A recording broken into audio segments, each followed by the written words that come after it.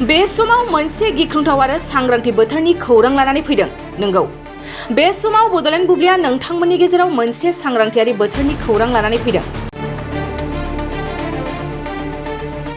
दायो दुलाराय आसाम नाङैनो बैसागु बोथोरखौ लोब्बा लाखिनानै दुखु दाहा हांमा हांसाखौ ज्राब गारनानै गासैबो रंजानायाव मुखुब।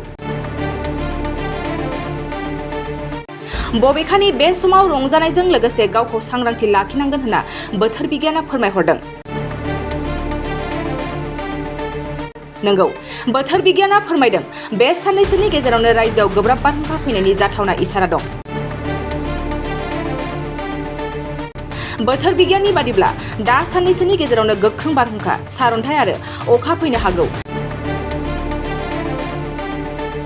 बोथोर बिगियाना मिथिहोबावदों दि जायखिजाया साननैसोनि गेजेराव बे गोब्राब बारहुंखाया फैगोन। फारसेथिं बांग्रिनि सोमावग्लुंनाय आरो बार अखानि इसारा होनानै बोथोर बिगियाना रायजो राजाफोरनि गेजेराव सांग्रांथि फोसावथाय हरदों।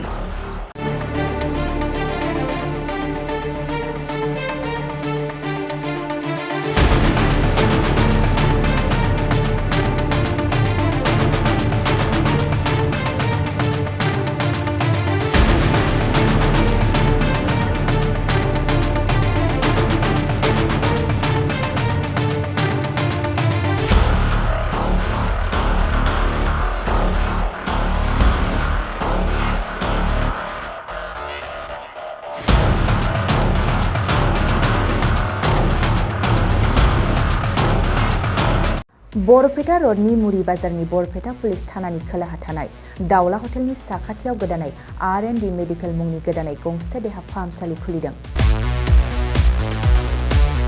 बे देहा फाहामसालियाव गोबां बेमारफोरखौ नायनाय जागोन, जेरैहाय डायबिटिस, लोमजानाय साजानाय, आथिं आखाइ, मोदोमाव सानाय सुनाय, भां, गान्जा, डेन्ड्राइट, ड्राग्स बायदि फेग्रा मुवा लानाय, फेग्रा मुवा मोनाब्ला हमथानो हायै जानाय बायदि बायदि गोबां बेमारफोरखौ बे देहा फाहामसालियाव फाहामथाय होनाय जागोन।